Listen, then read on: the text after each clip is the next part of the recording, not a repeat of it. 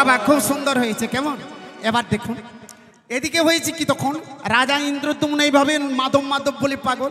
একদিন গভীরা রজনীকালে রাজা কিন্তু স্বপ্ন দর্শন করছেন। স্বপ্ন যখন দর্শন করছেন, স্বপ্ন দর্শন করতে করতে হয়েছে কি বাবা, প্রথমে উনি দেখলেন কি দ্বিভুজ মুরলীধারী রামচন্দ্র, চতুর্ভুজ নারায়ণ, তারপর একাসনে রাধাকৃষ্ণকেও দর্শন করেছেন। তারপরে শ্রী জগন্নাথ দেব যেভাবে পুরীধামে প্রকাশ হবে সেই রূপ দেখিয়ে দিয়েছে। রাজা তখন নিদ্রা ভেঙে যাওয়ার পরে বললেন, প্রভু তুমি গেলে কোথায়? আমাকে আরেকটি বার তুমি দেখা দাও। ডেকে ডেকে ডেকে ডেকে আতর হয়ে যাচ্ছে, কেঁদে কেঁদে আকুল হয়ে যাচ্ছে, নয়ন দ্বারাই ভেসে যাচ্ছে। কিন্তু পরদিন প্রভাতে হলেন কি, আই নীলমাধব একটি গোপ বালকের বেশ ধারণ করে এক পদ রাজ সিংহাসনে আর এক পদ ভূমিতলে। আর রাজা ইন্দ্রদ্যুম্ন যখন স্নানান্নিক সমাপন করে আর সেখানে প্রবেশ করলেন রাজপ্রাসাদে, গিয়ে দেখলেন একজন গোপ বালক। একই কে বাবা তুমি? না আমি একজন গোপ বালক। আচ্ছা কি চাও বাবা? না না আমি কিছু চাইতে আসি না মহারাজ, আপনার ধন দৌলত ঐশ্বর্য কিছু নেব না, রাজ সিংহাসন নেব না। তাহলে তুমি কি চাও বাবা? আপনি গত রজনীতে যে সুস্বপ্ন দর্শন করেছেন, আপনি যে নীলমাধবের জন্য কেঁদে কেঁদে ব্যাকুল হয়ে গেছেন, সেই নীলমাধবের সুসন্ধান আমি এনেছি। আচ্ছা বলো বাবা, কোথায় গেলে আমি আমার আরাধ্য দেবতা নীলমাধবকে পাবো? তখন মহারাজ ইন্দ্রদ্যুম্ন রাজপ্রাসাদে হাঁটু পেতে বসে আছেন। তখন উনি বললেন, শুনুন মহারাজ আমি বলি, পৃথিবীর প্রান্ত দেশে উৎকল নামেতে দেশে ততিপরি হয় নীলগিরি, হয় নীলগিরি। আজ রোহিণী কুণ্ডের তীরে অক্ষয় বটের মূলে বিরাজিত আছেন তিনি দারু ব্রহ্ম হরি।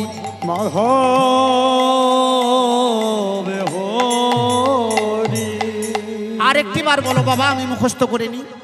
পৃথিবীর প্রান্ত দেশ উৎকল নামেতে দেশ ততিপরি হয় নীলগিরি, রোহিণী কুণ্ডের তীরে অক্ষয় বটের মূলে বিরাজিত আছেন তিনি দারু ব্রহ্ম হরি। এই বলে যাই না দক্ষিণ পদটি উত্তোলন করেছেন, তখন দক্ষিণ পদের তলায় দেখছেন কি, একই জব, চক্র, ঊর্ধ্বরেখা, পদ্ম, ধ্বজ, বজ্র, অঙ্কুশ, স্বস্তিক, অষ্টকোণ, জম্বুফল, ছত্র। দক্ষিণ পদের তলাতে দেখলেন চরণ চিহ্ন 11টি, যাই না বাম পদটি উত্তোলন করেছেন, অমনি দেখলেন কি কলস, গোষ্পদ, অম্বর, অর্ধচন্দ্র, মৎস্য, ত্রিকোণ, শঙ্খ, ধনু। বাম পদে 8টি, দক্ষিণ পদে 11টি, 19টি চরণ চিহ্ন দর্শন করার পর বলছি, বাবা তুমি তো যেন তো বালক নও, আমি তো তোমাকে ছাড়বো না। বলি দেখাও তোমার স্বরূপে, দেখাও দেখাও তোমার স্বরূপে, দেখাও দেখাও তোমার স্বরূপে, দেখাও দেখাও তোমার স্বরূপে, দেখাও। কৃপা করে এসে চহে দেখাও তোমার স্বরূপে, দেখাও কৃপা করে এসে চহে দেখাও তোমার স্বরূপ, দেখাও। বলে হে রাজা ইন্দ্রদ্যুম্ন, তুমি যদি আমার স্বরূপ দেখতে চাও তাহলে নয়ন দুটি মুদ্রিত করো। যাই না নয়ন দুটি মুদ্রিত করলেন, যেভাবে উনি পুরীধামে প্রকাশ হবেন সেই স্বরূপ দেখালেন রাজা ইন্দ্রদ্যুম্নকে। তারপর উনি অন্তর্ধান হয়ে গেলেন। অন্তর্ধান হয়ে যাওয়ার পরে রাজা তো সঙ্গে সঙ্গে অচৈতন্য, কোথায় তোমায় পাবো, দেখা দাও করে ব্যাকুল হয়ে যায়।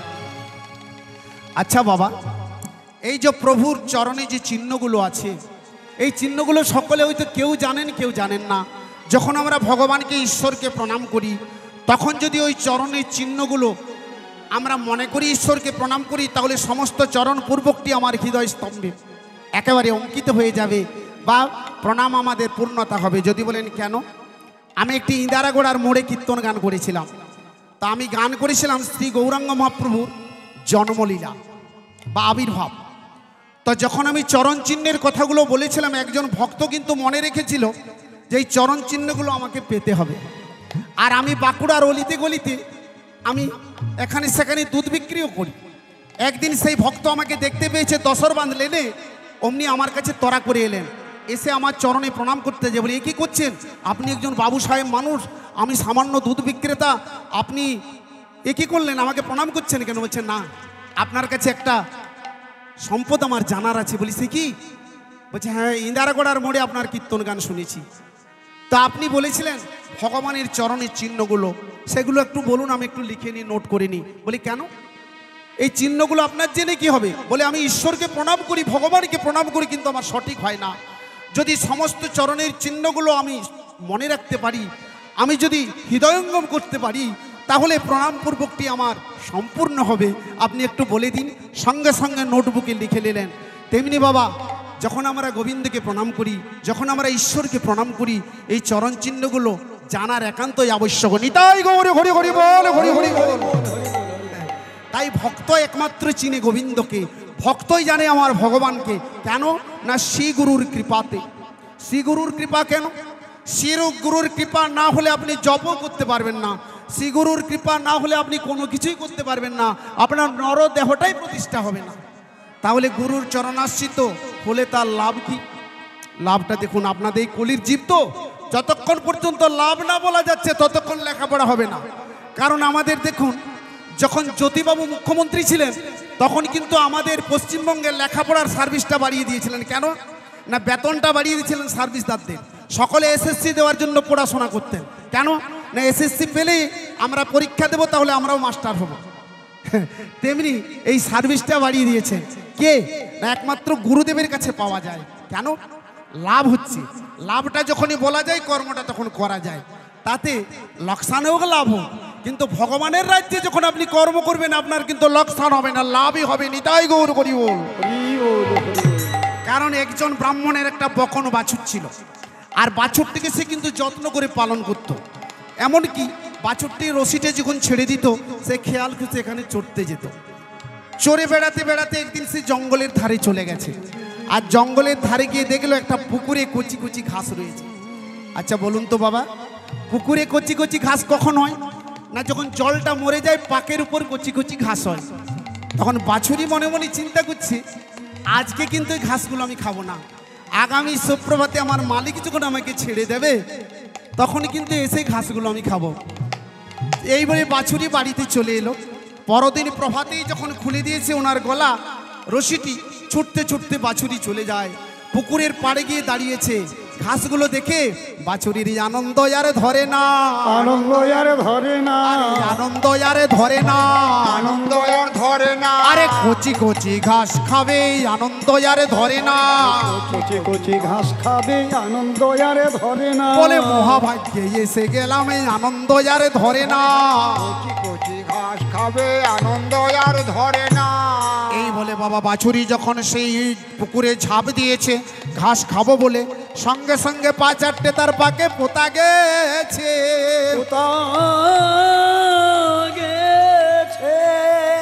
আরে বাছুরি নড়িতেও পারে না, আরে চড়িতেও পারে না। মনে মনে ভাবে, আমি এবারে কি করিব, কি করে উঠিব। আর সন্মুখে যতগুলো ঘাস ছিল, সেই ঘাসগুলো তখন নিজের ঠোঁটের আগায় আসতে পরে ঘাসগুলো খেয়েছে। আর অদূর থেকে বাবা একটি বাঘ তার বাছুরিটিকে দেখতে পেয়েছে। তখন সে পাহাড়ের পাদদেশ থেকে ছুটে ছুটে ছুটে ছুটে এসে আর পুকুরের পাড়ে দাঁড়িয়েছে। পুকুরের পাড়ে যখন বাঘ দাঁড়ালো, আর দাঁড়ানোর পরে বাছুরিকে দেখে তখন বাঘ করেছে কি, বলে এবার আমি বাছুরকে খেয়ে উদর পূর্ণ করব। আর উদর পূর্ণ করব বলে বাঘ যখন ঝাঁপিয়েছে বাবা পুকুরে, তখন বাঘেরও পা চারটে পোতা গেছে। তাহলে বাঘ নড়িতেও পারে না, আরে চড়িতেও পারে না। বাঘে নড়িতেও পারে না, আর চড়িতেও পারে না। তাই বাছুরিকে বলে, বাছুরি রে, ওরে বাছুরি রে,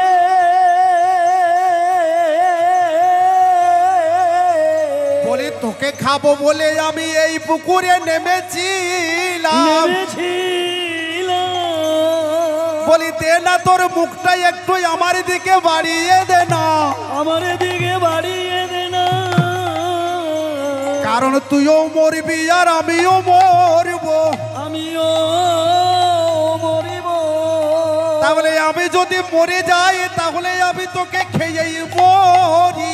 আমি যদি মরে যাই, তাহলে তোকে আমি খেয়েই মরিব। তাই বলে বাছুরি রে, দে না একটু মুখটা বাড়িয়ে দে না, তুই বাড়িয়ে দিলে আমি তোকে ধরে ফেলবো। তখন বাছুরি বলে, শোনো ব্যগ্রবর, বলে তুমি মরলে আমি মরবো না। হরি হরি বল। আমি মরিব না। তখন বাঘ বলে বাছুরি রে, তুই যে আমাকে অবাক কথা শুনিয়ে দিলি,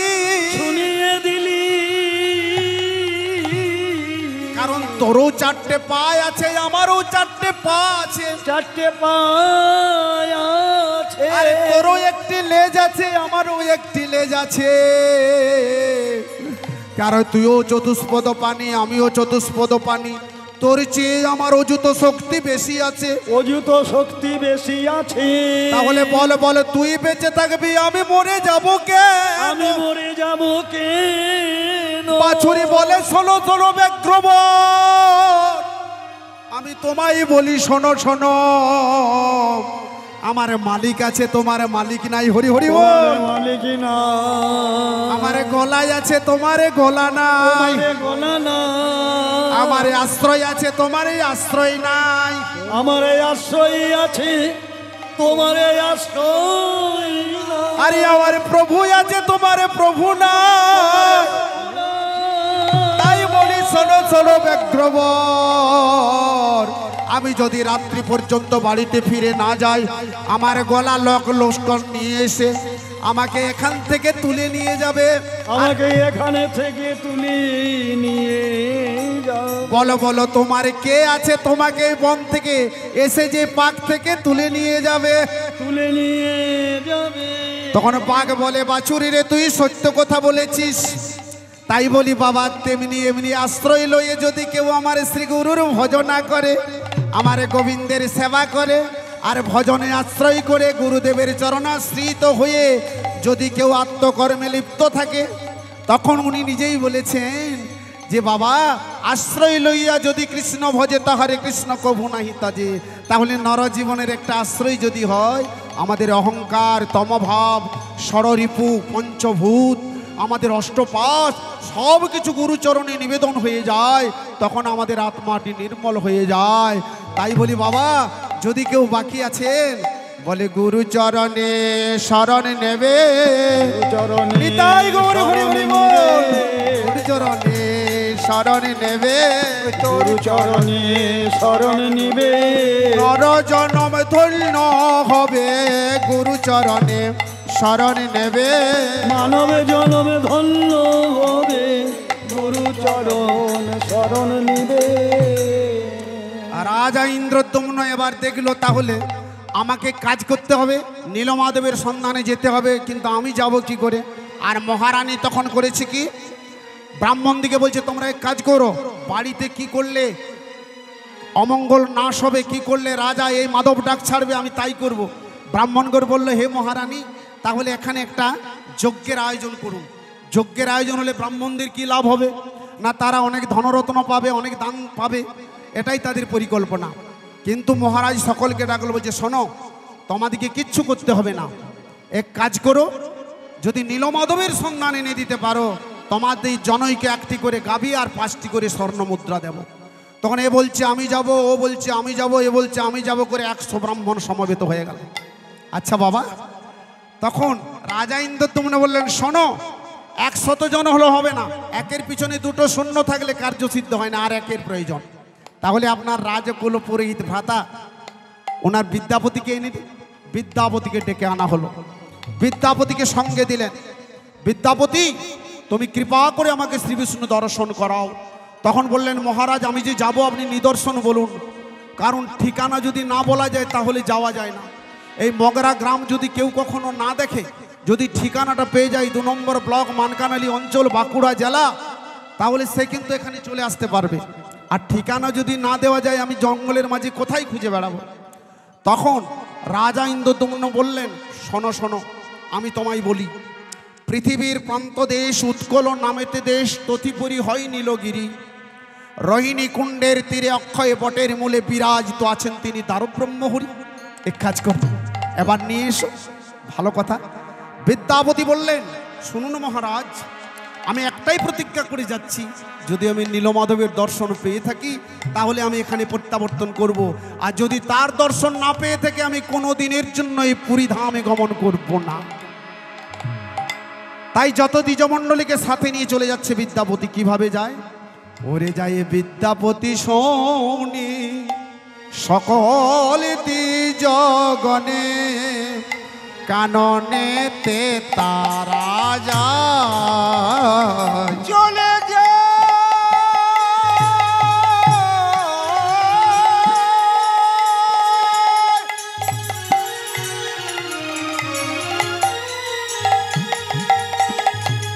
ওই বিদ্যাপতি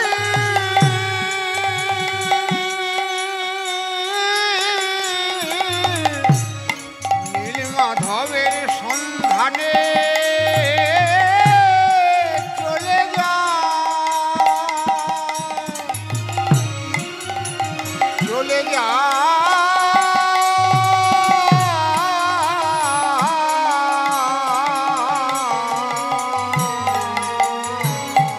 ও গো বিদ্যাপতি শোনে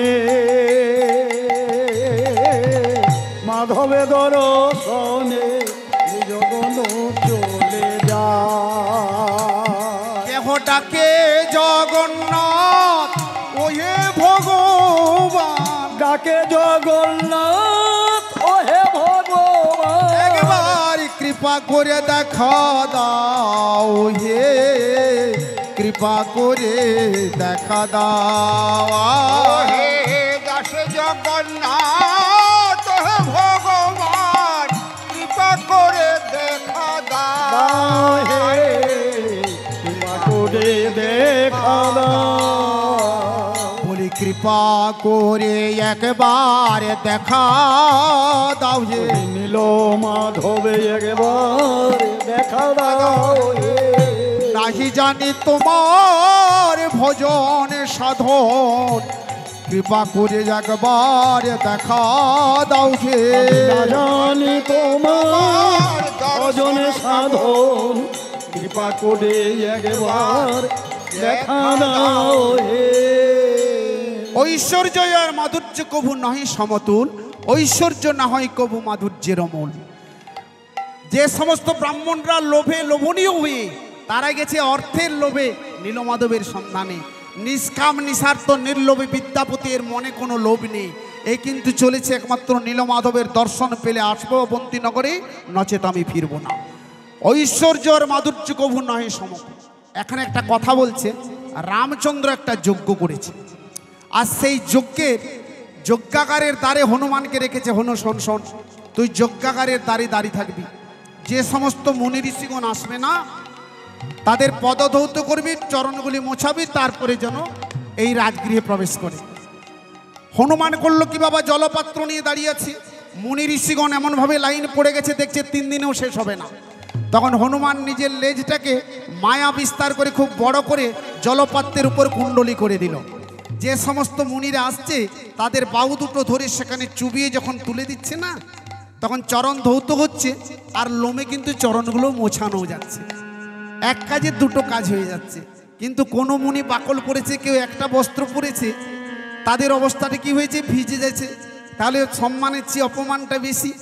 রামচন্দ্রের কাছে এসে বলছে, প্রভু প্রণাম হই, হনুমান আমাদের যে সম্ভাষণ করছে তাতে করে আমাদের সম্মানের চেয়ে অপমানটা বেশি। কেন? এই দেখুন আমাদের কি অবস্থা করেছে। হনুকে ডাকছে, এদিকে শোন, তুই ওখানে থাকলে হবে না, তুই ভান্ডারে চলে যা। কি করব প্রভু? জলদান দিবি। এখনকার দিনে যেমন রসগোল্লা মিষ্টি হয়েছে, তখন ছিল না, আখের গুড় দিয়ে জল দিত। আমাদের মধ্যে যদি কোনো বাজি লাগাতো বলে কি দিবি না, রসগোল্লা খাওয়াবো, তখন রসগোল্লাটা এমন ছিল। কি বাবা বটে কি?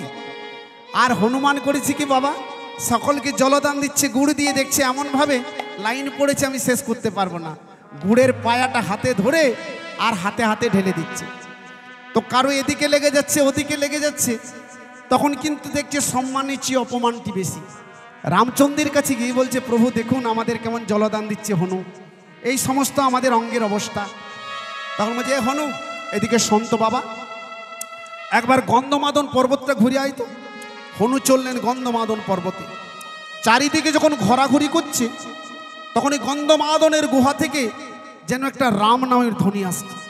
হনু চিন্তা করলো রাম নাম করছে কি, তাই অন্বেষণ করতে করতে গুহার সম্মুখে যখন গেলেন, তখন দেখছেন যিনি রাম নাম করছেন ওনার বদনটি হচ্ছে শূকরের মতো, আর গলদেশ থেকে পদ পর্যন্ত স্বর্ণ কায়া। আস্তে তখন বলছে, একাকী বসতি নিত্যে পর্বতে গন্ধ মাদন কি হেতু কাঞ্চনকায়া কি হেতু শুকর মুখ। কারণ তুমি যে গন্ধমাদন পর্বতে গুহা অন্তরালে রাম নাম করছো একাগ্রতা চিত্তে, তোমার বদনটি শুকরের মতো, কিন্তু গলদেশ থেকে পদ পর্যন্ত স্বর্ণকায়া কেন? তখন সে বক্তা হয়ে বলছে, হে রামভক্ত হনুমান, অনেক দান মায়া দত্তা রত্নানি বিবিধ চারিণ ন দত্তং মধুরং বাক্যং তেনাহং শুকর মুখ। আমার বাবার অনেক ধন ছিল, আমি দান করেছি নিজ হস্তে, কিন্তু মধুর বাক্যে আমি সম্ভাষণ করতে পারি না। তার জন্য বদনটি আমার শুকরের মতো, আর গলদেশ থেকে পদ পর্যন্ত স্বর্ণ কায়া।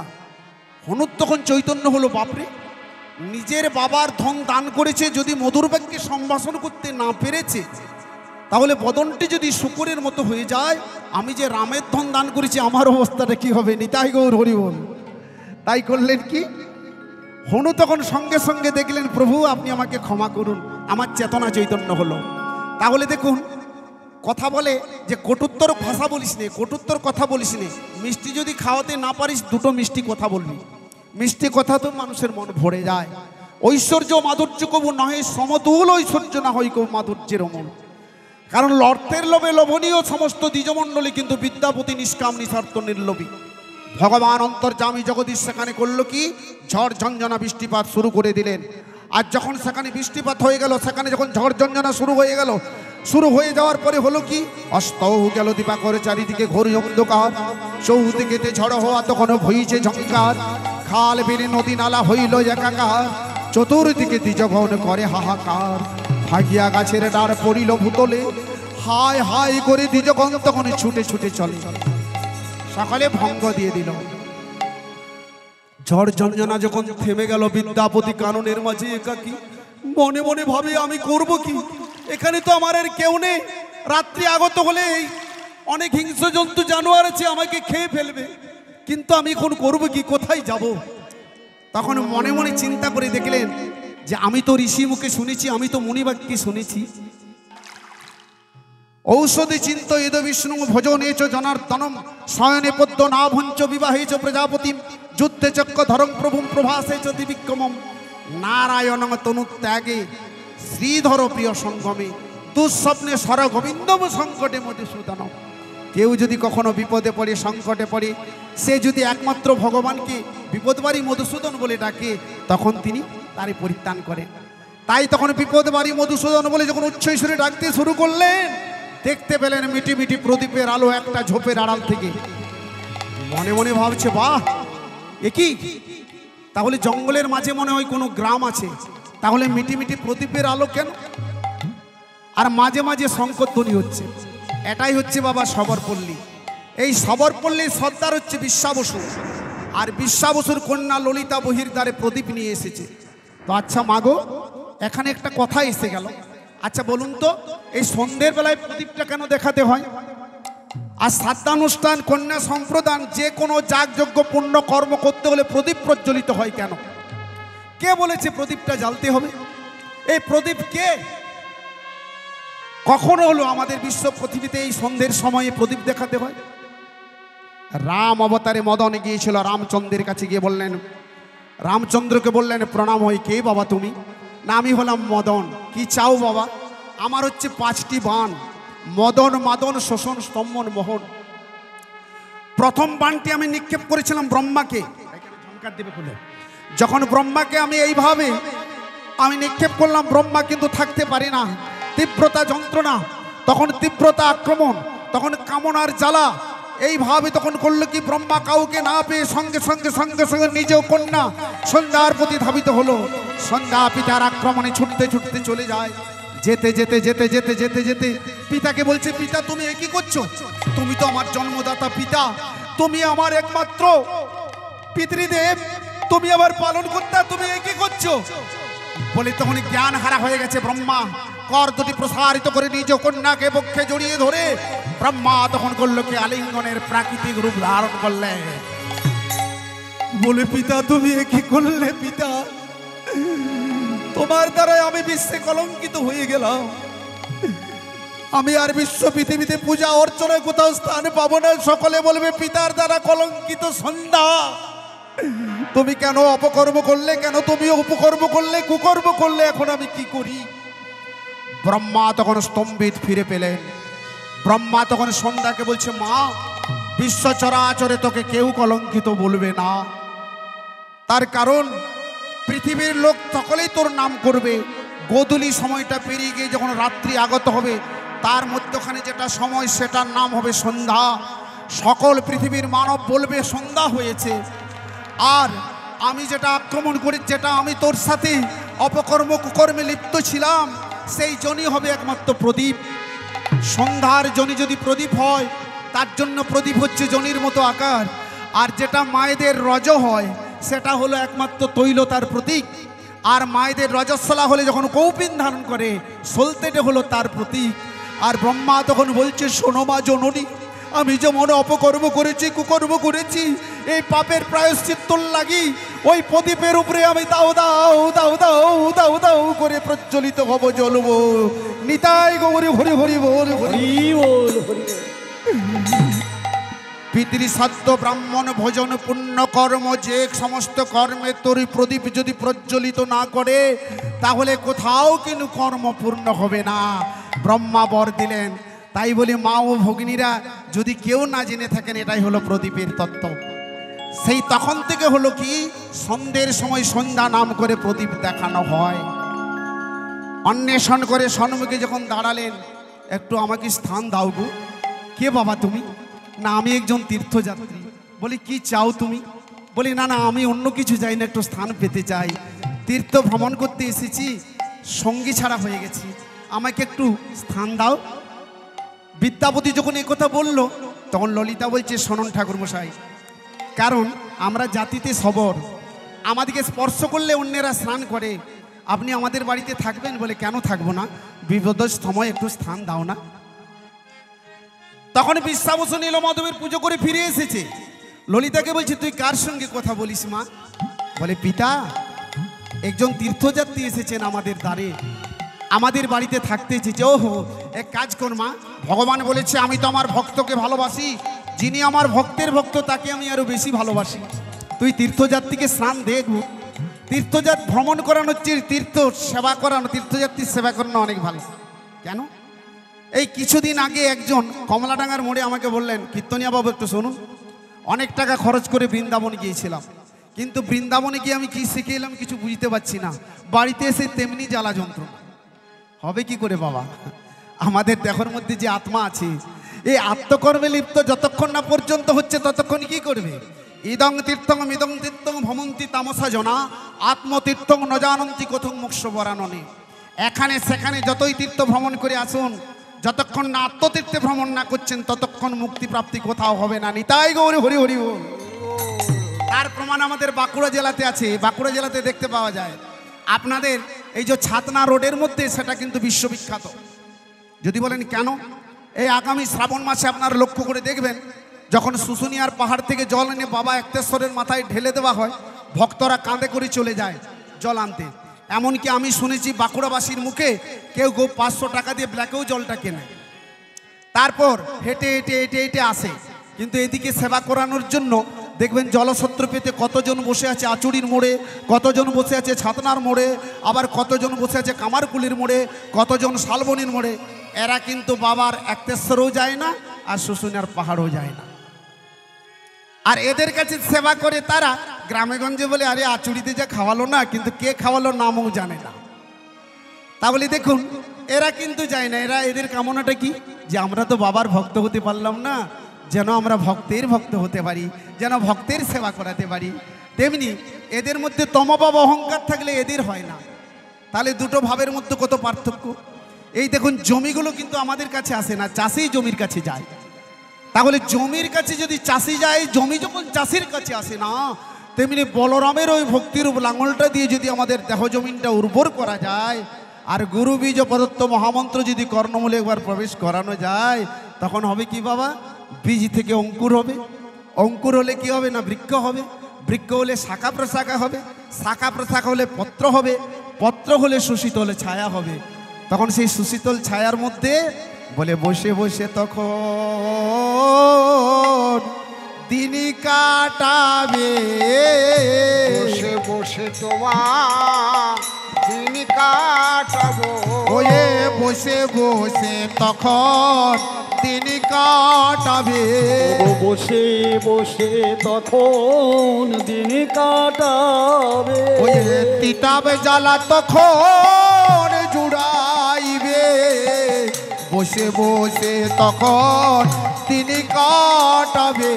পিতাবে জ্বালা জুড়াইবে। বসে বসে দিন কাটাবে। তাহলে দেহটা ছেড়ে গিয়ে যে আত্মাটা আছে, আত্মার কিন্তু কখনো মরণ নেই বাবা। আত্মাতেই থেকে যায় আমাদের স্মৃতিটা। আর যে জন কৃষ্ণ ভোজে সে বড় চতুর। এই আত্মারূপী কৃষ্ণের যিনি ভজনা করেন তিনি বড় চতুর। একটা দালান বাড়ি করলেন, আপনার সাথে যাবে না, ছেলেরা থাকবে, আপনি মরে গেলে পুড়িয়ে দেবেন। তাহলে দেখুন, আপনার এই দেহ খাঁচার মধ্যে যে আত্মা আছে, এই আত্মাকে আপনি জেনে নিন। এটাই হলো আপনার পরম বস্তু। আর এই পরম বস্তু আপনার থেকে যাবে। নৈনং চিন্তক্তি সস্তাদি নৈনং দহতি পাবক ন চৈনং ক্লেদয়ন্তবি ন শশইতে মারুত। কারণ এই আত্মাকে বাহু দ্বারা ক্লেদিত করা যায় না, জলে পুড়িয়ে জলে ডোবানো যায় না, আগুনে পুড়িয়েও মারা যায় না। আর মরার পরেও যদি কিছু না থাকতো, তাহলে লক্ষ্মী দেবীর ছেলেরা এত করছে কেন? তাহলে আমাদের জানতে হবে মরে যাওয়ার পরেও কিছু থাকে। তাহলে সেই আত্মাটাকে চিত্তশুদ্ধি করার জন্য তার যে সমস্ত এই কর্মীরা আছে, পুত্রদ্বয় আছে, কন্যাদ্বয় আছে, তারা পুণ্যকর্মে লিপ্ত থাকে, তখন তার আত্মা সপ্তম স্তরের দিকে উদ্দীপন হয়। এদিকে বিশ্বাবসু তখন এসে গেছে। ললিতা এক কাজ কর, একে আমাদের বাড়িতে নিয়ে আয়। সুশীতল জলয়ানি চরণ ধোয়ালো। সুশীতল জলয়ানি চরণ ধোয়ালো। ওরে সুশীতল জলয়ানি চরণ ধোয়ালো। সুশীতল জলয়ানি চরণ ধোয়ালো। ওমা কেসে করে সে ব্রাহ্মণের চরণ মোছালো। ঠেকালো। কেসে করে সে ব্রাহ্মণের চরণ মোছালো। চরণ ঠেকালো। ললিতা, সেবা শুশ্রূষার জন্য নিযুক্ত থাকে, যে ব্রাহ্মণের জন্য কোনো অটুট না হয়।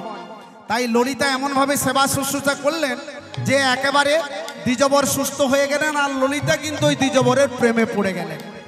আর এদিকে দ্বিজগণ এসেছে রাজার কাছে। রাজা বলল, বিদ্যাপতি কোথায়? বলে, আরো বিদ্যাপতিকে বেঁচে আছে, এই কে আছে সেদিকে কারাদণ্ড করে দে। ললিতার কাছে দীর্ঘদিন থেকে যায়, ললিতার প্রেমে পড়ে গেল। একদিন ললিতাকে বলছে, শোনো ললিতা, আমি তোমাকে ভালোবেসে ফেলেছি, আমি তোমাকে বিয়ে করতে চাই। ললিতা বলে, না, তা তো হয় না, আমি সবরের মেয়ে, আপনি হচ্ছেন কুলীন ব্রাহ্মণ, এ কি করে হয়? কারণ আমি তোমাকে ভালোবাসি ললিতা। তা হবে না। ভালোবাসলে কি হবে? যদি কোনোদিন ত্যাগ করে দাও, তাহলে আমার পিতাকে জিজ্ঞেস করি। বিশ্বাবসুকে গিয়ে যখন বললেন, পিতা, ঠাকুরমশাই আমাকে বিবাহ করতে চেয়েছে, এক কাজ করিস, ওদিকে বিশ্বাস করিস নে। তার কারণ হচ্ছে ব্রাহ্মণের বেশ ধারণ করে কর্ণের কবচকুণ্ডল হরণ করেছিল একমাত্র দেবরাজ ইন্দ্র, তা না হলে কুরুক্ষেত্রের মাঠে বধ হতো না কর্ণ। তক্ষক নাগ ব্রাহ্মণের বেশে পরীক্ষিতের কাছে নিয়ে গিয়েছিল ফল নিয়ে, তা না হলে পরীক্ষিত কখনো হতো না। আর বামন অবতারে ব্রাহ্মণের বেশ ধারণ করে গিয়েছিল বলিরাজার কাছে স্বয়ং ঈশ্বর, তা না হলে বলির পাতালে গমন হতো না। কিন্তু আমি যে বিদ্যাপতিকে ভালোবেসে ফেলেছি, তাহলে বিদ্যাপতিকে আমার কাছে ডেকে নিয়ে আয়। বিদ্যাপতিকে বলছে, বিদ্যাপতি এক কাজ করো, তুমি ললিতাকে বিবাহ করতে চেয়েছো? বলে, হ্যাঁ মহারাজ। তাহলে আমার কাছে শপথ করো, যদি কখনো ললিতাকে ত্যাগ না করো, তাহলে কিন্তু ললিতার সঙ্গে তোমার বিয়ে হবে। এটাই হলো আমার ভারতবর্ষে প্রথম আর্য আর অনার্যের মিলন। এবার হলো কি, ললিতার সঙ্গে বিবাহ হচ্ছে বিদ্যাপতির। সময়টি কেমন দেখুন।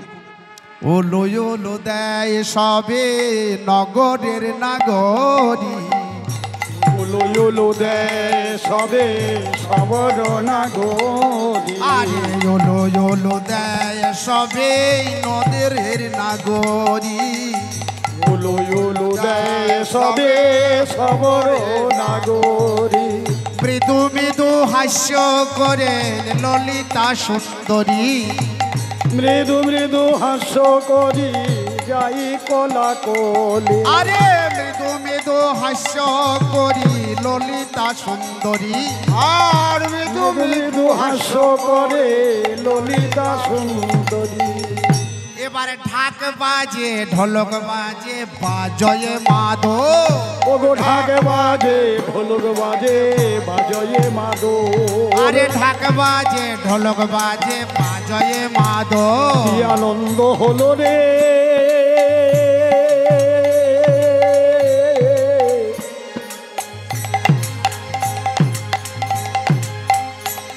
ওই নাই ওই শবরে পল্লীতে।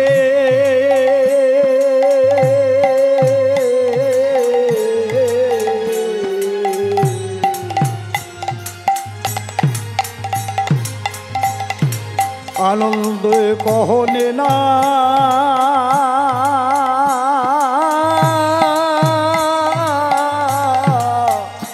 কহনে না না যায়। ওগো ঢাক বাজে ঢোল বাজে বাজয়ে মাদো। আরে সবর বালিকা সবে করে মহারো। আবারে সবর বালিকা সবে করে মহারো। ওরে কেহ করে শঙ্খ ধ্বনি দেয় লোধ্বনি। ওগো কেহ করে শঙ্খ ধ্বনি দেয় ধ্বনি। আরে নগরের নাগরী তারা করে মঙ্গল ধ্বনি। ওগো নগরের নাগরী তারা করে মঙ্গল ধ্বনি। তাদের এই আনন্দ আর ধরে না, আনন্দ আর ধরে না, তাদের এই আনন্দ আর ধরে না। আনন্দ আর ধরে না। আরে ললিতার বিবাহের দিনে আনন্দ আর ধরে না। বিবাহের দিনে আনন্দ আর ধরে না। ললিতার আর বিদ্যাপতির বিবাহ হয়ে গেল। প্রতিদিন স্বামীর চরণ সেবা না করে জলগ্রহণ করে না ললিতা। এইরূপ ভাবে কিছুদিন কেটে যায়। একদিন দেখুন হনুমান অযোধ্যায় গিয়েছে আর সীতামা কিন্তু সিঁদুর পরছে। তখন সীতামাকে বলছে, এ কি মা তুমি ওটা কি পরছো? বলে কেন রে হনু, এটা আমি সিঁদুর পরছি। আচ্ছা বলো তো মা, সিঁদুর পরলে কি হয়? না সিঁদুর পরলে আমার প্রভুর মঙ্গল হয়। হনুমান দেখছে বাবা এটা তো একটা কথা বটে। সীতামা সিঁদুর পরে প্রভুর মাঙ্গলিক করছে। তাহলে সীতামায়ের যিনি প্রভু তিনি তো আমারও প্রভু, তাহলে আমারও তো কিছু মাঙ্গলিক করা দরকার। সঙ্গে সঙ্গে হনুমান করলো কি, এক কৌটো সিঁদুর এনে পদ থেকে মেখে মেখে মেখে মেখে একেবারে নিজেকে লালে লাল করে দিয়েছে। লালে লাল করে নিল। সীতামায়ের সম্মুখে এসে বলে মা চেয়ে দেখো আমি কেমন সিঁদুর পরেছি। কেমন সিঁদুর পড়েছি। আরে সীতামা তখন বলে, ওরে বোকা ছেলে তুই কি করলি, একেবারে নিজেকে লালে লাল করে দিলি। হনুমান বলে শোনো মাগো, তুমি যদি এক চিলতে সিঁদুর পরে প্রভুর মাঙ্গলিক করো তাহলে আমি দেখলাম পড়তে হয়তো একটু কেন আমি সর্বাঙ্গে সিঁদুর মাগবো। সর্বাঙ্গে লালে লাল করে নিয়েছি। তাই এই সিঁদুর পরলে কি হয় মাগো জননী, শোনো শোনো। তাই ছায়া মণ্ডপে যখন বিবাহের দিনে প্রথমে করে কি, বিবাহের দিনে তখন ছায়া মণ্ডপে বর আছে বসে আর কন্যাকে নিয়ে আসে।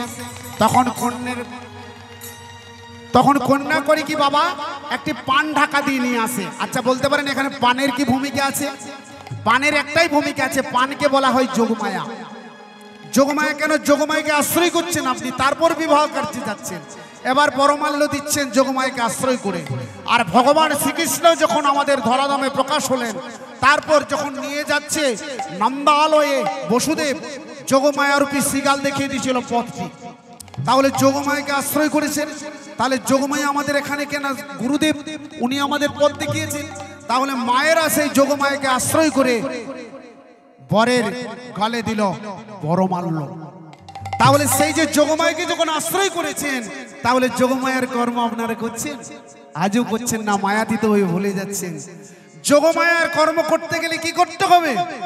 একটা কথা বলে দিয়ে যাই, এই কথাটা আপনারা মনে রাখবেন। এখানে বর এবং কন্যা দুজনেরই প্রয়োজন আছে। আমাদের কবিগুরু রবীন্দ্রনাথ একটি কবিতা লিখেছেন, কুমোরপাড়ার গরুর গাড়ি বোঝাই করা কলসি হাড়ি। সঙ্গে যে যায় ভগ্নী বংশীবদন, সঙ্গে যে যায় ভাগ্নে মদন, আর গাড়ি চালায় বংশীবদন। হাট বসেছে শুক্রবারে বক্সিগঞ্জের পদ্মার পারে। সব্যসাচী মহাশয় এটা কিন্তু অনেকবার বলেছেন, কিন্তু আমার মতো কীর্তনিয়ার ক্ষুদ্রমুখে একটু শুনুন। এই যে কুমোরপাড়া লিখলেন কেন? যিনি আমাদের কবিগুরু তিনি লিখেছেন এই পদকর্তার পদ বা এই দ্বিতীয় শ্রেণীতে এই কবিতাটি। তাহলে এই কবিতা যখন লিখেছেন, যিনি লিখছেন তিনি একজন ঋষির মতো দেখতে, কারণ কেশে আর এই সমস্ত গোপে তার সমস্ত স্বরূপটি লুক্কায়িত হয়ে আছে। উনি লিখেছেন এই কবিতা, তাহলে উনি একজন ঋষির মতো, আর ঋষির কর্মকের জন্য উনি এটা লিখেছেন। তো কুমোরপাড়া লিখলেন কেন? আপনাদের কর্মপাড়া কর্মকার পাড়া লিখলেন না, ধোয়া পাড়া লিখলেন না, আমাদের কায়স্থ পাড়া লিখলেন না, ব্রাহ্মণ পাড়া লিখলেন না, মণ্ডল পাড়া লিখলেন না, কুমোরপাড়া কেন? কুমোরপাড়াতে কি হয় না, হাঁড়ি কলসি তৈরি হয়। প্রথমে হাঁড়িটাকে তৈরি করতে গেলে মাটির প্রয়োজন। তাহলে মনে করুন আপনি মাটি নিয়ে এলেন, আচ্ছা আমাদের শরীরেও মাটি আছে যেটা ক্ষিতি। এবার জল দিয়ে যখন ভিজলেন, জলকে ভালো কথাই বলে অপ, মাটিটাকে ভিজিয়ে দিয়েছেন, অপ আমাদের শরীরে আছে, জল আছে, আপনারা খুঁজে দেখুন। তারপরে এবার হাঁড়িটা যখন গঠন হবে তখন তাপে শুকোতে হবে। তাপ মানে তেজ, আমাদের শরীরে তাপ আছে, টেম্পারেচার না থাকলে সবাকারে সব আমরা একেবারে মোড়া হয়ে যাব। আচ্ছা মরুদ, মরুদ শব্দে কিনা বাতাস, হাড়ির যে ফাঁকা জায়গাটা সেটাতে কে বাস করে না, সেটাতে থাকে মরুদ, ওদের বাতাস, আমাদের শরীরে বাতাস আছে। আর বোম শব্দে যেটা ফাঁকা জায়গা, যেটা আকাশের মতো, আমাদের মুখগহ্বরটা হচ্ছে বোম। তাহলে এই দিয়ে যে কথা ভাষা আসছে, তেমনি ক্ষিতি অপ্তেজ মরুদ বোম দিয়ে যেমন আমার দেহ হাড়িটা তৈরি, তেমন ওই কুমোরপাড়ার হাড়িটাও ক্ষিতি অপ্তেজ মরুদ বোম দিয়ে তৈরি। নিতাই গৌর হরি হরি বল, হরি হরি বল। তাহলে যে গাড়িটা টানছে দুটো গরুতে, আমাদের একটি নিঃশ্বাস একটি প্রশ্বাস এরা টানছে, কেমন? তাহলে গাড়িটা চালাচ্ছে কে না, গাড়ি চালায় বংশী বদন। বংশী শব্দ হচ্ছে বাঁশি, আর বদন শব্দ হচ্ছে মুখ। যার বদনে সদা সর্বদাই বাঁশিটি আবরিত, তিনি হচ্ছেন আমার মদন মোহন বংশী বদন ভগবান শ্রীকৃষ্ণ। আচ্ছা বলতে পারেন বাবা, উনি যদি আমার দেহ গাড়িটার চালক হয়, তাহলে আমার দেহ গাড়িটা কুপোতে যাচ্ছে কেন? না সঙ্গে যে যায় ভাগ্নে মদন, কারণ কামরূপী মদন চেপে আছে আমাদের দেহ গাড়িতে, আমরা তো তাকে সরাতে পারছি না। তাকে যদি সরাতে পারতাম তাহলে গাড়ি আমাদের সুপোতেই যেত। এবার লিখেছেন হাট বসেছে শুক্রবারে।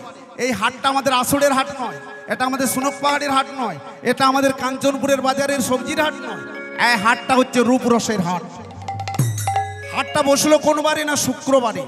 সোমবারে বসলো না, মঙ্গলবারে বসলো না, বুধবারে বসলো না, শনিবারে বসলো না, রবিবারে বসলো না, বৃহস্পতিবারে বসলো না, এমন লক্ষ্মীবার শুক্রবারে কেন বসলো?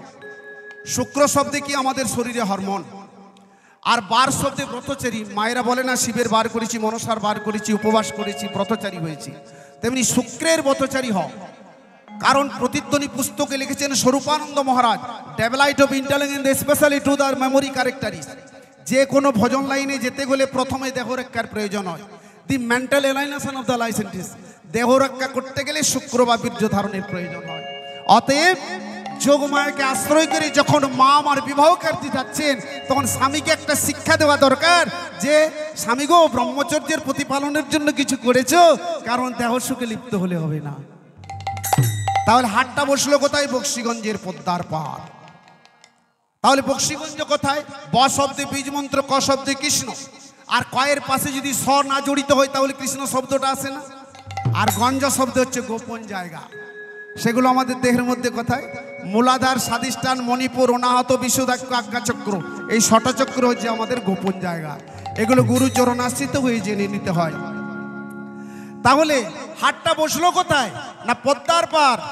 কারণ আমাদের এই পশ্চিমবঙ্গ থেকে বাংলাদেশে যেতে হবে, তবে তো পদ্মা নদীটা পার হবে। তাহলে আমাদের দেহের মধ্যে পদ্মা কোথায় না, ইড়া ভগবতী গঙ্গা পিঙ্গলা যমুনা নদী, ইড়া পিঙ্গল মধ্যস্থ শোষণ মাচ সরস্বতী, ত্রিবেণী সঙ্গমযত্ত তীর্থরাজ সৌচ্যতি, তত্ত্ব স্নানং পুকুরবৃত্ত সর্বপাপ প্রমুচ্যতে। নিতাই গৌর হরি হরি বল। আমাদের বামে ইড়া নারী হচ্ছে গঙ্গা, আর দক্ষিণে পিঙ্গলা নারী হচ্ছে যমুনা, মধ্যখানে যেটা শোষণ মা তিনি হচ্ছেন সরস্বতী। তার তিনটে নারীর যোগ হচ্ছে আজ্ঞাচক্রে। আজ্ঞাচক্রে তিনটে নারী যখন যোগ হয়ে যায় তখন যে কোনো নারীর নাম দিয়ে বলা যায়। তেমনি আমাদের ভারতবর্ষের বক্ষ দিয়ে প্রবাহিত হয়েছে মা সুরধনী গঙ্গা। প্রথমে দেখুন গোমুখ, গোমুখ থেকে গঙ্গোত্রী, গঙ্গোত্রী থেকে কেদার, কেদারের থেকে বদরী। তারপরে উনি যখন এলেন ভারতবর্ষের বুকে তখন ওনার নাম হয়ে গেল গঙ্গা। আর সেই বুড়ি গঙ্গা ভারতবর্ষের বক্ষ দিয়ে প্রবাহিত হয়ে ফরাক্কার কাছে যখন এলেন, তখন কিন্তু ফরাক্কার কাছে বাঁধনটা ছিল না যখন রবীন্দ্রনাথ আমাদের কবিতাটা লিখেছেন। আর তখন আমাদের উত্তরবঙ্গের সঙ্গে দক্ষিণবঙ্গের যোগাযোগও ছিল না। ফরাক্কের বাঁধন হওয়ার পরে হলো কি উত্তরবঙ্গের সঙ্গে দক্ষিণবঙ্গের যোগাযোগ। তাহলে এটা রবীন্দ্রনাথের যদি প্রাকৃতিক গরুর গাড়ি হয়, যে কলকল নিনাদে পদ্মা নদী প্রবাহিতা, ফরাক্কার বাঁধনের পরেই গঙ্গার নাম হয়ে গেল পদ্মা। তাহলে প্রাকৃতিক যদি হতো গরুর গাড়ি, বলতে পারেন ওই পদ্মা নদীটা গরুর গাড়ি পেরিয়েছিল কি করে? নিতাই গৌরে হরি হরি বল। তাহলে এটা আমাদের প্রাকৃতিক নয়, এটা অপ্রাকৃত দেহ অভ্যন্তরের মধ্যে সাধন যোগের কথা। তার জন্য যোগমায়কে আশ্রয়, নিতাই গৌর হরি হরি বল। এবার হলো কি বাবা, দেখুন তারপরে হচ্ছে কি আমাদের দেহের মধ্যে যে ইরা, ভগবতী, গঙ্গা, পিঙ্গলা, যমুনা নদী, এই তিনটে নারীর যোগ সহজ যখন আজ্ঞাচক্রে, তারপরে তিনটে নারী এক হয়ে গেলে কাউকে গঙ্গা, যমুনা, সরস্বতী বলা যায়। তাই আমাদের দেহ মধ্যে যে বংশীবাদন এই দেহ গাড়িটা চালাচ্ছে, আর যে গঞ্জগুলো আছে ষটচক্র ভেদ করে পরমেশ্বর পরমাত্মার কাছে জীবাত্মা উত্তোলন করতে হবে। তাহলে পরমেশ্বর যিনি আছেন তিনি তখন বলছেন, ওরে আয় আয় আমি পদ্মার পারে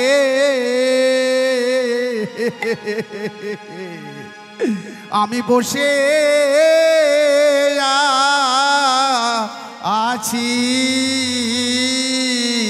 আমি পদ্মার নিতাই গৌরী হরি হরি বল, হরি হরি বল। বসে আছি,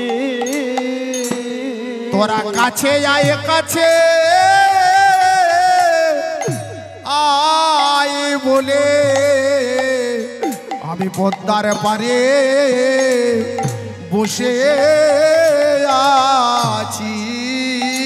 জীব কাছে আয়, কাছে আয় বলে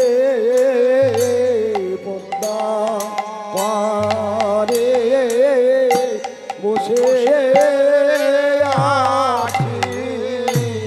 এরপর বড় কর্তা করে কি, কারণ মেয়ের তখন করে কি বাবা, স্মৃতিতে সিঁদুর দিয়ে দেয়, আর হস্তে কঙ্কন পরিয়ে দেয়, আর এক হাতে একটা লোহ পরিয়ে দেয়। আর যখন ইনি পরলোকে চলে যায় তখন করে কি, সঙ্গে সঙ্গে এগুলো পুকুর ঘাটে বিদায় হয়ে যায়। তাহলে যতদিন স্বামী ততদিন পরে থাকে, কেননা স্বামীর মাঙ্গলিকের জন্য। সিঁদুর পরলে কি হয় না, সিঁদুর হচ্ছে রজবনের প্রতীক, আমাদের সৃষ্টি ভালো হবে, সন্তান সন্ততি ভালো হবে, সিঁদুরকে যত ভক্তি করবে। কিন্তু এখনকার দিনে হয়েছে কি বাবা, আমাদের বাঁকুড়া রোডটা ছেড়ে দিয়ে মায়েরা বর্ধমানের রোডটা ধরছে, কারণ স্মৃতিটা একদিকে থেকে যাচ্ছে, আর একদিকে কেসের তলায় সিঁদুরটা নেবো কি নেবো না, নেবো কি নেবো না। আর লোহটা কেন পরে, কারণ আমার স্বামী যেন তমগুণের অধিকার থেকে বঞ্চিত হয়। যদি কোনো অহংকার তমভাব এসে যায়, আমি লোহ দিয়ে সংহার করব। আর সাত্বিক গুণে প্রকাশিত হচ্ছে একমাত্র শঙ্খ। আমার স্বামী যেন, যদি কারো টাকা পয়সা দেওয়ার ইচ্ছা থাকে এখানে নামিয়ে দেবেন, কারণ কীর্তনটা একটা অসুবিধে হয়ে যাবে। যিনারা চলে গেছেন ওদের কোথায় ছেড়ে দেন, যে ভক্তগণ আছেন ইনাদিকে নিয়ে আমি সমাপন করছি। কেমন, বেশিক্ষণ নয়, হয়তো 30 মিনিট কি 40 মিনিট গান হবে, তার বেশি নয়। ঠান্ডায় অনেক ভক্তদের বসে থাকতে কষ্ট তো হয়। এবার দেখুন লোহটা কেন পরিধান করে না, আমার স্বামী যেন তমগুণ থেকে বঞ্চিত হয়, আমি লোহ দিয়ে তা সংহার করব। এবার দেখুন এই মগরা গ্রামে আমি এসে দেখলাম কি সকলেই সিঁদুর পড়েছে, সকলেই সিঁদুর পড়েছে, বালো বৃদ্ধ যুব আদি করে সকলেই। সিঁদুর হচ্ছে একমাত্র তার প্রতীক, ওই শ্বেত চন্দন। কারণ প্রকৃতি হইয়া করো প্রকৃতির সঙ্গ, তবে দিনে দিনে বাড়িবে প্রেমেরও তরঙ্গ। পুরুষরাও প্রকৃতির ভাব ধারণ করেছে, আর পুরুষরা যখন প্রকৃতির ভাব ধারণ করেছে তাদের একমাত্র আহ্নিক। যদি কোনো ভক্ত সকালে উঠে স্নান করে আহ্নিক না করতে পারেন, যদি একটা চন্দনের ফোঁটাও নেন, তাহলে হয় কি আমার ভগবানের মঙ্গল হবে।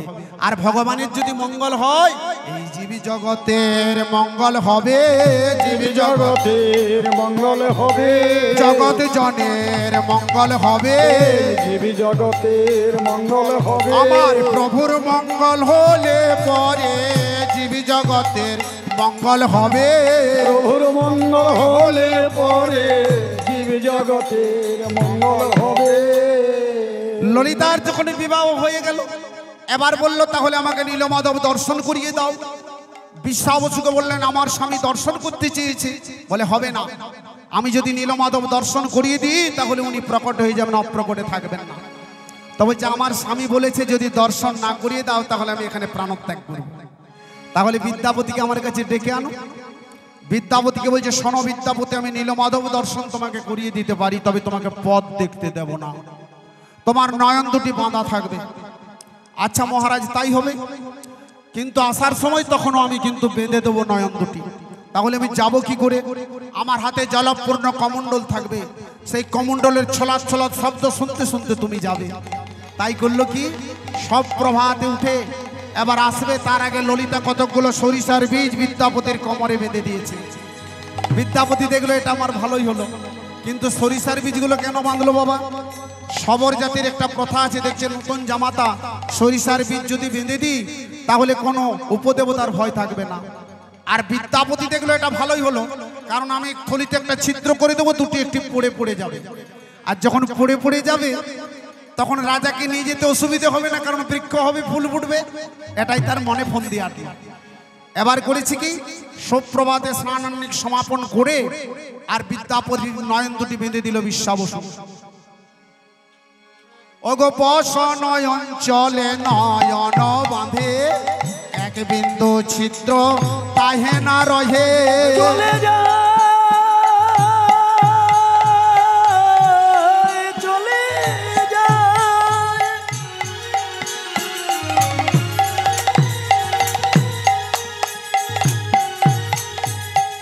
ওই না বিদ্যাপতি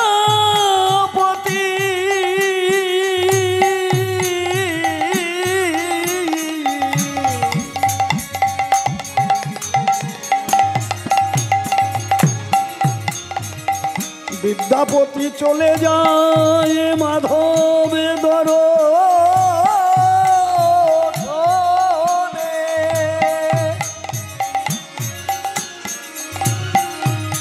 চলে যায়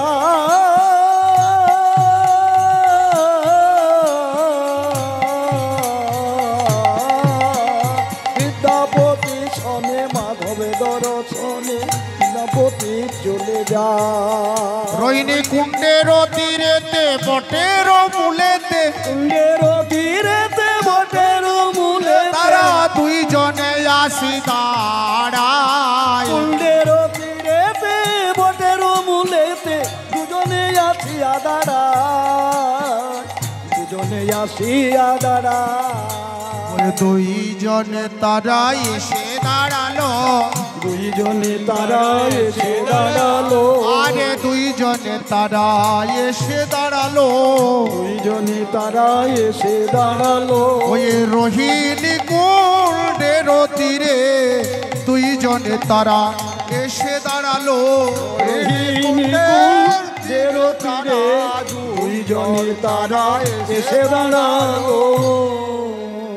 তখন নয়নের বন্ধন খুলে দিল।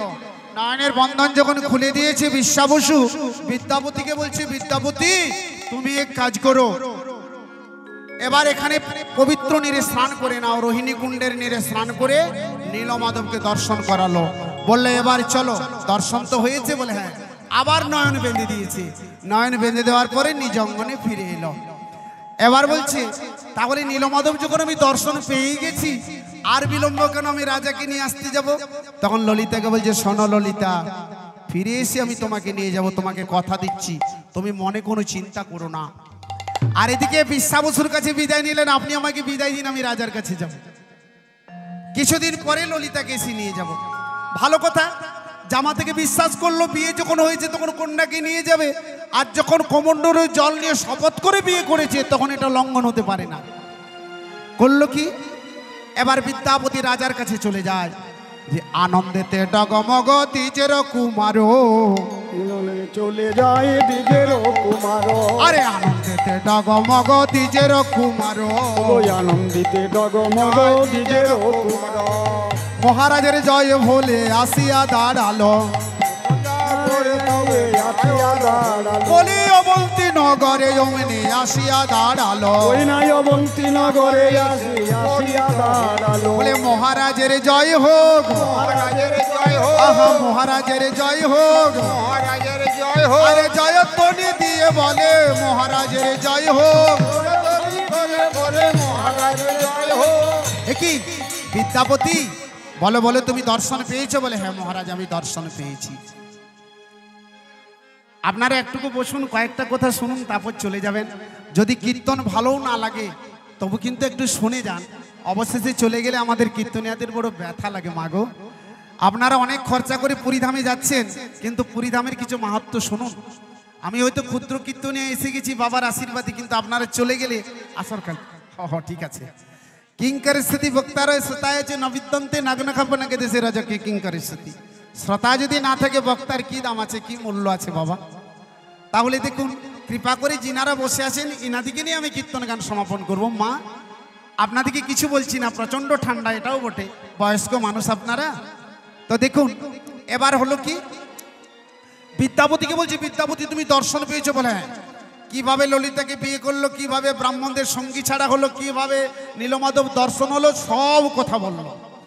আমি কিভাবে সরিষার বীজ ছড়িয়ে ছড়িয়ে গেছি, সেই সরিষার বীজ থেকে অঙ্কুর হয়েছে, অঙ্কুর থেকে বৃক্ষ হয়েছে, এবার ফুল ফুটেছে, আপনাকে নিয়ে যেতে আর অসুবিধে হবে না। তার কারণ হচ্ছে সেই পথ দেখিয়ে দেখিয়ে আপনাকে আমি নিয়ে যাব। চলুন এবার আপনি সুসজ্জিত হন। সঙ্গে সঙ্গে করলেন কি, সেই দ্বিজমণ্ডলীকে কারাদণ্ড থেকে মুক্ত করে দিলেন। তারপর সকলে মিলে চলে যাচ্ছে সেই নীলমাধব দর্শনে। এবার তখন দেবর্ষি নারদ প্রভুকে বলছেন, প্রভু আপনি যদি সকলকে এই চতুর্ভুজ মূরতি নারায়ণ রূপে দর্শন দেন, কে আপনার নাম করবে, কে ভজনা করবে, কে জপ করবে? দর্শন দিয়ে দিলে আর নয়। তখন বলছে এটাও তো বটে, সকলের যদি মুক্তিপ্রাপ্তি হয়ে যায় কেউ তো তা করবে না। তখন উনি অদৃশ্য হয়ে গেলেন গুহা অন্তরাল থেকে। তখন বিদ্যাপতিকে বলছে, বিদ্যাপতি এই জন্যই বলে দ্বিজদিকে বিশ্বাস করি তিনি। বলো কোথায় নীলমাধব? তুমি তো রোহিণী কুণ্ডের জলে আমাদেরকে স্নান করতে বললে, এখানে নিয়ে এলে, কিন্তু আর তো ওনাকে দেখতে পাচ্ছি না। বলছে তাহলে মনে হয় বিশ্বাবসু হরণ করে নিয়েছে। বিশ্বাবসুকে এসে যখন বলছে, বিশ্বাবসু বলো তুমি নীলমাধব কোথায় রেখেছো? তখন প্রভু স্বপ্নে জানিয়ে দিচ্ছে বিশ্বাবসুকে, বলছে শোনো তুমি এই কথা রাজাকে বলবে, মন্দির যখন গঠন হবে, ব্রহ্মা কর্তৃক মন্দির প্রতিষ্ঠা হবে, তখন আমি কি রূপে আদিষ্ঠান হব আমি মহারাজকে স্বপ্নে জানাবো। বিশ্বাবসু গললগ্ন কৃতবাসে কৃতাঞ্জলি করপুটে মহারাজকে প্রণাম জানিয়ে কথা যখন বললেন যে আপনি মন্দির রচনা করুন, প্রভু কিভাবে আদিষ্ঠান হবেন আপনাকে জানাবেন। বিশ্বকর্মা কর্তৃক মন্দির তিনটি রচনা করলেন, গঠন করলেন মহারাজ ইন্দ্রদ্যম্ন। একটি গর্ভ মন্দির, একটি বিমান মন্দির, একটি নাট মন্দির। চারিদিকে করলেন কি মেঘনাদ প্রাচীর, তার হচ্ছে চারিটি দ্বার, একটি সিংহদ্বার, একটি অশ্বদ্বার, একটি ব্যাঘ্রদ্বার, আর একটি হচ্ছে হস্তিদ্বার, চারটি দ্বার। তাহলে ব্রহ্মা কর্তৃক যখন প্রতিষ্ঠা করতে হবে, তাহলে ব্রহ্মাকে আনবে কে? রাজা ইন্দ্রদ্যম্ন স্বর্গে গেলেন কি করে? আপনাদের অচিন্ত্যবাবু আর মাধব বাবা একদিন বসেছিলেন তিলেবিদার একটি ওই তুষারবাবুর বাড়িতে। এই কীর্তন গানের তত্ত্বকথা আলোচনা হতে হতে অচিন্ত্যবাবু এই কথাটি বলতে বলতে আমি এখন ওনাকে প্রশ্ন করেছিলাম, আপনাদের প্রাচীন কীর্তনিয়া, বলি আচ্ছা বাবা আপনি বলুন তো রাজা ইন্দ্রদ্যম্ন স্বর্গে গেলেন কি করে? উনি বললেন যে গালব রাজা মন্দির যখন ইন্দ্রদ্যম্ন স্বর্গে চলে গিয়েছিলেন, তখন গালব রাজা এই মন্দিরটি সংস্কার করেছিলেন, সমুদ্রের বালি চড়ে ডুবে গিয়েছিলেন। তখন আমি বললাম যে রাজা ইন্দ্রদ্যম্ন স্বর্গে গেলেন কি করে? তখন অচিন্ত্যবাবু আমাকে একটা কথা বলেছিলেন, বলছে শোনো ওই রাজা ইন্দ্রদ্যম্ন কি যেনতেন রাজা? আমি বলি এটা আমি মানব না, কারণ আমাদের মুখ্যমন্ত্রী মমতা দেবী আর আমাদের মনমোহন সিং তিনি হচ্ছেন এবার কোথায় না, তিনি হচ্ছিলেন প্রধানমন্ত্রী। তাহলে দেখুন তাদেরও হাস্ত আছে, পদ আছে, বদন আছে, কণ্ঠ আছে, কর্ণ আছে, চক্ষু আছে, আর আমাদের দেহ আছে। তাহলে আমি রাজা ইন্দ্রদ্যম্ন যেনতেন বুঝি না, উনি তো দেহদারি বটেন। তাহলে উনি স্বর্গে গেলেন কি করে? প্রশ্নটা কেমন দেখুন। আপনাদের প্রাচীন কীর্তনিয়া, ওনাদের চরণে কোটি কোটি কোটি কোটি প্রণাম আমার, কিন্তু আমাকে বললেন উনি কি যেনতেন রাজা? আমি যখন বললাম উনি তো দেহদারি বটেন, উনি কিন্তু পথটা বললেন না। আপনাদের কাছে আমি বলে দিচ্ছি রাজা ইন্দ্রদ্যম্ন স্বর্গে গেলেন কি করে। যদি কোনো ভক্তের বিভূতিভূষণ বন্দ্যোপাধ্যায় দেবযান পুস্তক পড়া আছে, পাঠ করা আছে, উনি বুঝতে পারবেন। আর যোগীরাজ শ্যামাচরণ লাহিড়ির যদি পুরাণ পুরুষ কোনো ভক্তের পড়া থাকে সে পারবেন। আমাদের দেহে হচ্ছে বাবার নবম দ্বার দেখতে পাচ্ছি, কিন্তু আর একটি দ্বার আছে, আর একটি দ্বার গোপন রইল, সেটিকে গুরু ধরে জেনে নাও প্রকাশ। নবম মাসে নবম দ্বার প্রকাশ, আর একটি দ্বার গোপন রইল, গুরু ধরে জেনে নাও প্রকাশ। তাহলে গুরু ধরে জানতে বলছে যেটি দশম দ্বার, সেটি জানতো একমাত্র যোগীরা। রাজা ইন্দ্রদ্যম্ন ছিলেন যোগী থেকে পরম যোগী, উনি যোগমার্গে বসলেন সেই মন্দিরের মধ্যে। তারপর এই মূলাধার সাদিষ্টার অনাহত বিশুদ্ধাক্ষ আজ্ঞা চক্কর ভেদ করে সহস্রারে যখন পরমেশ্বর পরমাত্মার সহযোগিতা পেলেন, তখন সহস্রারে তার উন্মিলিত হয়ে যাওয়ার পরে ওনার আত্মা তখন বাইর হয়ে সপ্তম স্তরে চলে গেলেন। সেখানে সূক্ষ্মরূপে ব্রহ্মাকে নিয়ে এসেছিলেন একমাত্র এই শ্রীমন্দিরে, উনিও সূক্ষ্মরূপে এলেন। এখানে একটা কথা আছে, এই যোগীর দেহকে যদি অন্য কেউ তখন স্পর্শ করে দেয়, সঙ্গে সঙ্গে নিমিষের মধ্যে আত্মা কিন্তু দেহে প্রবেশ করে যায়। এটাই হলো একমাত্র স্বর্গে যাওয়ার পথ। যিনারা যোগী তিনারা পারেন নিজের সিদ্ধ দেহ থেকে আত্মাকে বাহির করে সপ্তম স্তরকে ফিরে এসে আবার নিজে দেহে প্রবেশ করতে। নিতাই গৌর হরি হরি বল, হরি হরি বল। তো যখন ব্রহ্মাকে নিয়ে এসে প্রতিষ্ঠা করলেন মন্দির, যেটা এখনো পর্যন্ত ধ্বজা বাঁধা আছে না, ওটা ব্রহ্মা নিজ করে বেঁধে দিয়েছিলেন।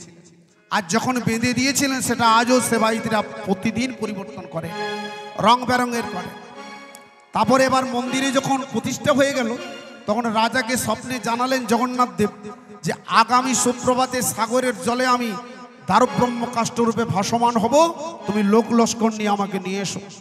সাগরের তীরে যখন গেলেন তখন নিয়ে এলেন চতুর্তলে করে সেই দারুব্রহ্ম কাষ্ঠকে।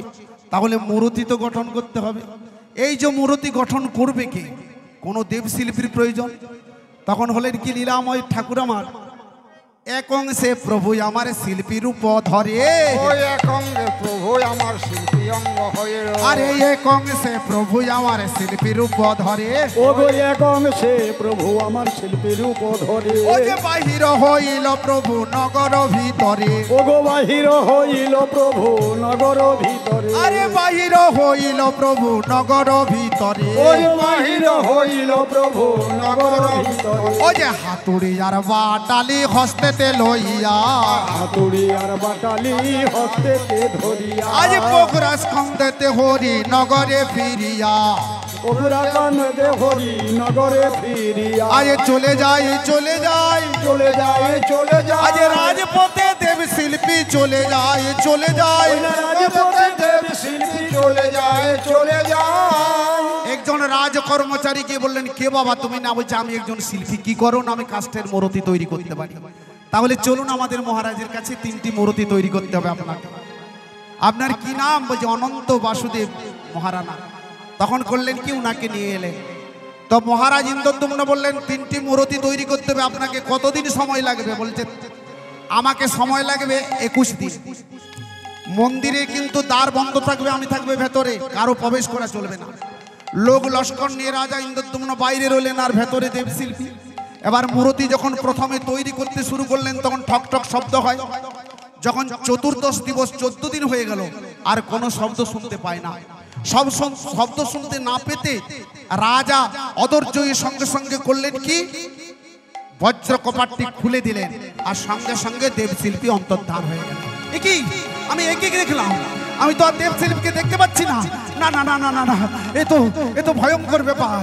তখন 3টো মূর্তি ভূমিতলে পড়ে রয়েছে, নয়ন গোলাকার, বদনে কিমাকার, হস্তপদ কুণ্ঠিত।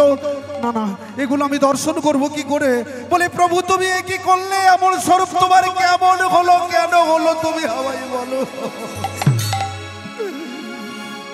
তখন আকাশে দৈববাণী হচ্ছে, বলছে হে রাজা ইন্দ্রদ্যুম্ন, যিনি শিল্পী হয়ে এসেছিলাম উনি আমি নিজে। তবে তুমি এই মূর্তি 3টি প্রতিষ্ঠা করে দাও বেদির উপরে, এতেই জীব জগৎ দর্শন করলে মোক্ষ প্রাপ্তি হবে।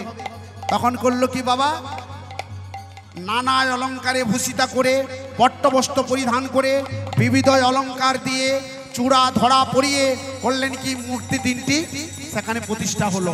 তো এই যে মূর্তি 3টি, একটি হচ্ছে বলরাম, একটি সুভদ্রা, আর একটি হচ্ছে জগন্নাথ। রামকৃষ্ণ দুই ভাই শোভে দুই পাশ, কৃষ্ণ দুই ভাই শোভে দুই পাশ, ওরে রামকৃষ্ণ দুই ভাই শোভে দুই পাশ, রামকৃষ্ণ দুই ভাই শোভে দুই পাশ, তার মাঝে সুভদ্রা লক্ষ্মী হইল প্রকাশ, হইল প্রকাশ, তার মাঝে সুভদ্রা দেবী হইল প্রকাশ, হইল প্রকাশ। রামকৃষ্ণ দুই ভাই সবে দুই পাশ, তার মাঝে সুভদ্রা লক্ষ্মী হইল প্রকাশ। তো এখানে সুভদ্রা লক্ষ্মী হলো কি করে মাগো? আমরা তো জানি কৃষ্ণ বলরামের ভগিনী সুভদ্রা, তাহলে পদকর্তা পদে লিখলেন কেন? সুভদ্রা লক্ষ্মী হলো কি করে? না দেখুন, এখানে কুবজা এলো না, এখানে রাধারানী এলো না, রুক্মিণী সত্যভামা কেউ এলো না, কৃষ্ণ বলরামের মাঝে সুভদ্রাই বা কেন? না আমরা দাপরের শেষে পুণ্যক্ষেত্র পুণ্যভূমি কুরুক্ষেত্রের মাঠে দেখতে পাই একমাত্র নর আর নারায়ণের অবতার। তো বাবা, দাপরের শেষে পুণ্যক্ষেত্র পুণ্যভূমি কুরুক্ষেত্রের মাঠ হয় কি করে? যে মাঠে সদা সর্বদাই 18 দিন ধরে যুদ্ধ চলেছিল অকাতরে, কত কত শনিতের নদী বয়ে গেছে, কত কত মানুষের প্রাণ চলে গেছে, কত কত রমণীরা বৈতব্য হয়েছে, কত কত মায়েরা সন্তানের হারা হয়ে তাদের কোল শূন্য হয়ে গেছে। তো সেই কুরুক্ষেত্রের মাঠ আজ পুণ্যক্ষেত্র পুণ্যভূমি হলো কি করে? হয় কি করে? 1526 খ্রিস্টাব্দে যুদ্ধ হয়েছিল একমাত্র ইব্রাহিম লোদির সঙ্গে বাবরের পানিপথের মাঠে। সে পানিপথের মাঠ হলো না পুণ্যক্ষেত্র পুণ্যভূমি? বক্সারের যুদ্ধ হয়েছিল 1764 খ্রিস্টাব্দে একমাত্র মীর কাসিমের সঙ্গে দিল্লির দ্বিতীয় শাহ, তাহলে বক্সারের মাঠ পুণ্যক্ষেত্র পুণ্যভূমি হলো না? আর হয়েছিল আমাদের বাংলাদেশে এই পশ্চিমবঙ্গে পলাশির মাঠে রবার্ট ক্লাইভের সঙ্গে নবাব সিরাজউদ্দৌলা যুদ্ধ হয়েছিল, পলাশির মাঠ সে হলো না পুণ্যক্ষেত্র পুণ্যভূমি। তারপরের শেষে কৌরব পাণ্ডবের যুদ্ধের মধ্যে আমাদের এটা কুরুক্ষেত্রের মাঠ কি করে পুণ্যভূমি পুণ্যক্ষেত্র হলো? না ভগবান শ্রীকৃষ্ণ নিজ মুখ নিশ্চিত গীতার বাণী অর্জুনকে সবর করিয়েছিলেন ওই কুরুক্ষেত্রের মাঠে যুদ্ধ আরম্ভ হওয়ার আগে। তাহলে যেখানে গীতা পাঠ হয় সেখানে কোনো কলুষ থাকতে পারে না, সেখানে কোনো পাপ থাকতে পারে না।